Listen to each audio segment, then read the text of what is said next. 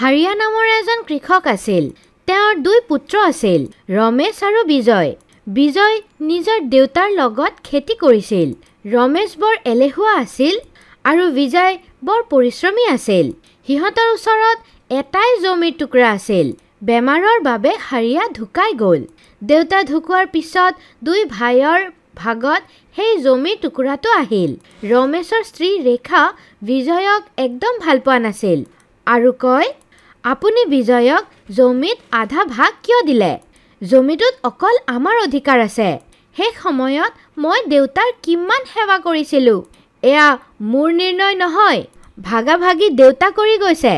তেওঁ আমাক দুয়োজনক জমিৰ অৰ্ধেক ভাগ ল'বলৈ কৈছিল। ভাই দুয়োজনৰ মাজত জমিৰ ভাগ হৈ গ'ল। ৰমেশ নিজৰ স্ত্ৰীৰ লগত চহৰত থাকিবলৈ গুচি গ'ল। সি তাতে ভাল জীৱন জীয়াই আছিল। আনফালে বিজয় বৰ দৰিদ্ৰতাত নিজৰ দিন কটাই আছিল। এদিনাখন গাঁৱৰ চৰপঞ্চ তাৰ ঘৰৰ বাহিৰত আহিল আৰু ক'লে, আৰে অ' বিজয়, বাহিৰত আহা। মাত শুনা পাই বিজয় বাহিৰত আহিল আৰু হাতজুৰি ক'লে, কি হৈছে মালিক, আপুনি আৰু ইয়াতে কেনেকুৱাকৈ? তোমাৰ ভাইয়ে তোমাৰ দেউতাৰ চিকিৎসাৰ বাবে মোৰ পৰা পইচা ধাৰত লৈছিল। সি মোক পইচা দিয়াও নাই আৰু ইয়াৰ পৰা গুচি গ'ল। আৰু মই আজিয়ে গম পালোঁ যে সি তাৰ নিজৰ ভাগৰ জমিটো বিক্ৰী কৰি দিছে। সেইবাবে এতিয়া তুমি তাৰ ঋণ শোধ কৰা আৰু নহ'লে তোমাৰ জমিটো মোক দি দিয়া। চৰপঞ্চৰ কথা শুনা পাই বিজয় বিশ্বাস কৰিব নোৱাৰিলে কি তাৰ ডাঙৰ ভাইয়ে এনেকুৱা কৰিছে। কিন্তু তাৰ ওচৰত অকল সেই জমিৰ টুকুৰাটোৱে আছিল আৰু সি চৰপঞ্চক ক'লে, চৰপঞ্চ ডাঙৰীয়া, মোৰ ওচৰত অকল এয়া এটাই জমিৰ টুকুৰা আছে। এইটোক মোৰ পৰা নল'ব। মই খেতি কৰি আপোনাৰ চব ঋণ শোধ কৰি দিম। তাৰ কথা শুনি চৰপঞ্চ হাঁহিব ধৰিল আৰু ক'লে, লাগি আছে তুমি সঁচাকৈয়ে বৰ বুৰ্বক হয়। সেইবাবে তোমাৰ দাদাই তোমাক বুৰ্বক বনাইছে। চৰপঞ্চৰ কথা বিজয় বুজি নাপালে আৰু আপুনি এনেকুৱা কিয় কৈ আছে? আৰে তোমাৰ দাদাই তোমাক অনুৰ্বৰ জমিৰ ভাগখন দিছে। সেই জমিটোত কেতিয়াও কোনো খেতি হোৱা নাই। তুমি কি কথাটো গম নোপোৱা? বিজয় আৰু এটা ঝটকা খালে। বিজয় সাহস কৰি ক'লে, চৰপঞ্চ ডাঙৰীয়া, মই এজন কৃষকৰ পুত্ৰ হয়। মই জমিটোত খেতি কৰি দেখাম আপোনাক। বিজয়ক কিছু মাহৰ সময় দি চৰপঞ্চ তাৰ পৰা গুচি গ'ল। আনফালে, এতিয়াতো তুমি সুখী না? এতিয়া তুমি বুজি পাইছা মই তাক সেই জমিৰ টুকুৰাটো কিয় দিছিলোঁ? মানি গ'লো আপোনাৰ বুদ্ধিক। আনফালে বিজয় চিন্তিত হৈ নিজৰ জমিৰ টুকুৰাৰ ওচৰত আহি বহি গ'ল। তেতিয়াই সেইফালেদি কুসুম নামৰ এজন ছোৱালী কান্দি কান্দি গৈ আছিল। তাইক দেখা পাই, তোমাৰ কি হৈছে? তুমি কিয় কান্দি আছা? মোৰ খুৰীয়ে মোক ঘৰৰ পৰা ওলাই দিছে আৰু পৃথিৱীত মোৰ কোনো নাই। তাইৰ কথা শুনা পাই, যদি তুমি বিচৰা তেনেহ'লে তুমি মোৰ ভঙা ঘৰত মোৰ লগত থাকিব পাৰা। তাৰ পিছত কুসুম বিজয়ৰ ঘৰত গুচি গ'ল। পিছদিনা দুয়োজন মন্দিৰত বিয়া পাতি ল'লে। বিজয় তাইক নিজৰ জমি আৰু ঋণৰ কথা চব ক'লে।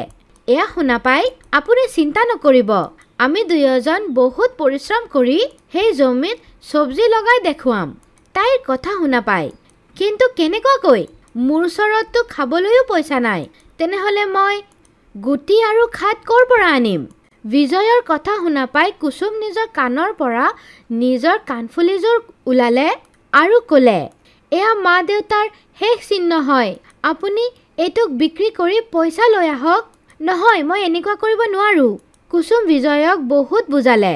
শেষত বিজয় ৰাজি হৈ গ'ল আৰু চৰপঞ্চৰ ওচৰত সেই কাণফুলিযোৰ বন্ধক ৰাখি অলপমান পইচা লৈ আহিল।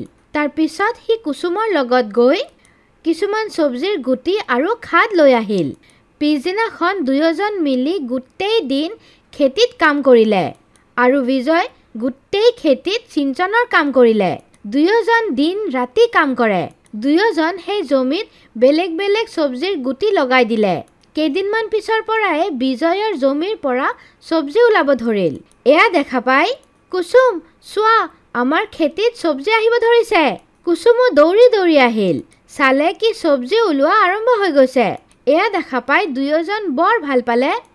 তাৰপিছত কেইদিনমান পিছত দুয়োজন চব্জিক বজাৰত লৈ গৈ বিক্ৰী কৰি দিলে। চব্জিৰ গুণ ভাল হোৱাৰ কাৰণ চব চব্জি বিক্ৰী হৈ গ'ল। रोजगार ভাল হ'ব ধৰিল।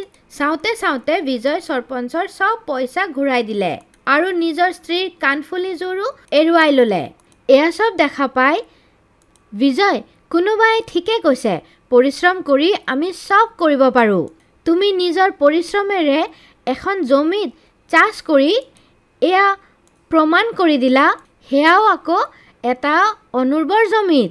তাৰপিছত তাৰ এয়া স্বভাৱ দেখা পাই তাক নিজৰ কিছুমান জমিত কাম কৰাৰ সুযোগ দিলে। বিজয় কঠোৰ পৰিশ্ৰমৰ লগত এনেকুৱাকৈয়ে কাম কৰি থাকিল। কেইটামান বছৰৰ ভিতৰতে সি বহুত ধনী ব্যক্তি হৈ গ'ল। সব গাঁৱৰ মানুহ তাৰ বহুত সন্মান কৰিল। আনফালে ৰমেশৰ চহৰত চাকৰি গুচি গ'ল আৰু সি বহুত সময় ধৰি একো কৰা নাছিল, যাৰ বাবে এদিনাখন, কিমান দিন হৈ গ'ল, তুমি জানো কেতিয়া চাকৰি পাবা? মই এনেকুৱাকৈ থাকিব নোৱাৰো। মই মোৰ মা দেউতাৰ ঘৰত গৈ আছো। ৰেখা ৰমেশক এৰি তাৰ পৰা গুচি গ'ল। ৰমেশ একো নোখোৱাকৈ ইফালে সিফালে ঘূৰি ফুৰি থাকিল কি সি সেই সময়ত নিজৰ ভাইটিৰ লগত কৰা ব্যৱহাৰৰ বাবে পশ্চাতাপ কৰিল আৰু লাগি আছে ভগৱানে মোক শাস্তি দিছে। মই মোৰ ভাইটিক বুৰ্বক বনাইছিলো। এবাৰ গাঁৱত গৈ তাৰ পৰা ক্ষমা বিচাৰি লওঁ। পিছদিনা ৰমেশ গাঁৱত আহি পালে। গাঁৱৰ মানুহ তাক দেখা পাই কথা পাতিব ধৰিল। ৰমেশ নিজৰ ভঙা জুপুৰিৰ ওচৰত গ'ল আৰু বহুত আচৰিত হৈ গ'ল। তাতে ভঙা ঘৰৰ ঠাইত এখন বহুত ডাঙৰ বাংলো আছিল, ডাঙৰ গাড়ী থোৱা আছিল। তেতিয়াই ঘৰৰ ভিতৰত পৰা বিজয় কুসুমৰ লগত বাহিৰত ওলাই আহিল। বিজয় ভৰ ধুনীয়া কাপোৰ পিন্ধি আছিল। এয়া দেখা পাই, আৰে বিজয় কেনেকুৱাকৈ ইমান ধনী হৈ গ'ল? ইমান ধুনীয়া কাপোৰ, গাড়ী আৰু ঘৰ ক'ৰ পৰা আহিল? তেতিয়াই বিজয় দেখা পালে কি দৰজাৰ সন্মুখত তাৰ ডাঙৰ দাদা থিয় হৈ আছে। তাক দেখা পাই, দাদা আপুনি আৰু ইয়াতে? এয়া আপুনি আপোনাৰ কি অৱস্থা কৰিছে? ৰমেশ নিজৰ ভাইটিৰ পৰা ক্ষমা খুজিলে আৰু তাক সব কথা ক'লে।